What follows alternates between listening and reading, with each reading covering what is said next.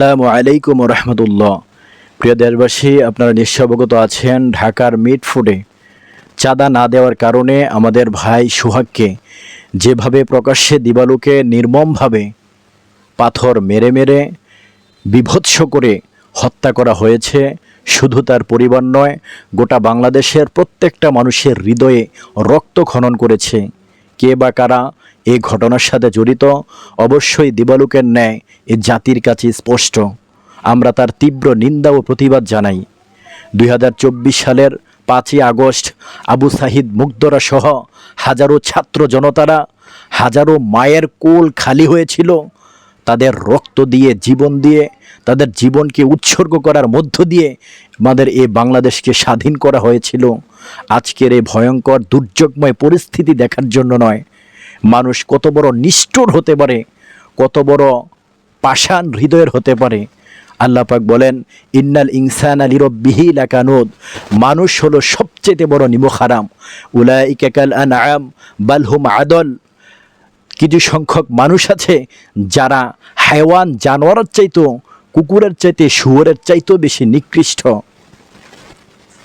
আমি খোদার কসম করে বলতে পারি, যদি আমরা এখনও ঘুমিয়ে থাকি, যদি এখন আমরা সচেতন না হই, সোচ্চার না হই, ওই জালিমদের বিরুদ্ধে, ওই চাঁদাবাজ, দুর্নীতি, দুঃশাসনের বিরুদ্ধে যদি আমরা রাজপথের মধ্যে হুঙ্কার আর গর্জন দিতে ব্যর্থ হই, শুধু আবু সাহিদ মুগ্ধ, সোহাগ নয়, হাজারো মায়ের কোল সামনে খালি হয়ে যাবে।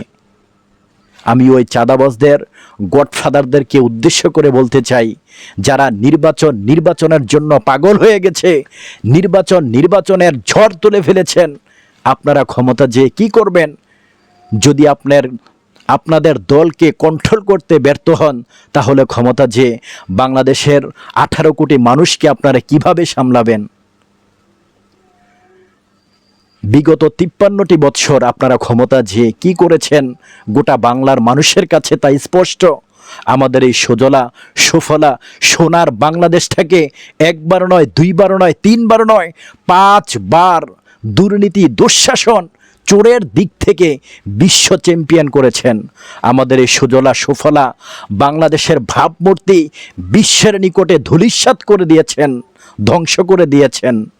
তাই আমরা মনে করি, 2 নাম্বার জমি দিয়ে 1 নাম্বার ফসল হয় না, 2 নাম্বার ওস্তাদ দিয়ে 1 নাম্বার ছাত্র হয় না, 2 নাম্বার নেতা দিয়ে 1 নাম্বার ভালো একটি দেশ, রাষ্ট্র গঠন করা যায় না।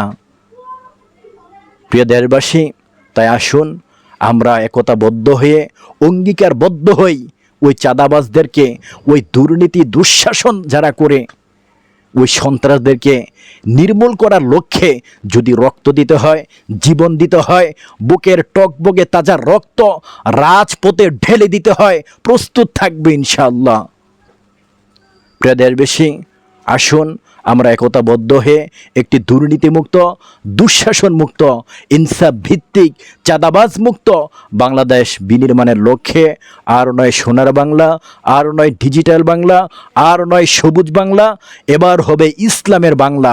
ইসলামী আন্দোলন বাংলাদেশ জিন্দাবাদ, পীর সাহেব চরমনাই জিন্দাবাদ, শান্তির প্রতীক হাত পাখা মার্কা জিন্দাবাদ। আসসালামু আলাইকুম ওয়া রাহমাতুল্লাহ।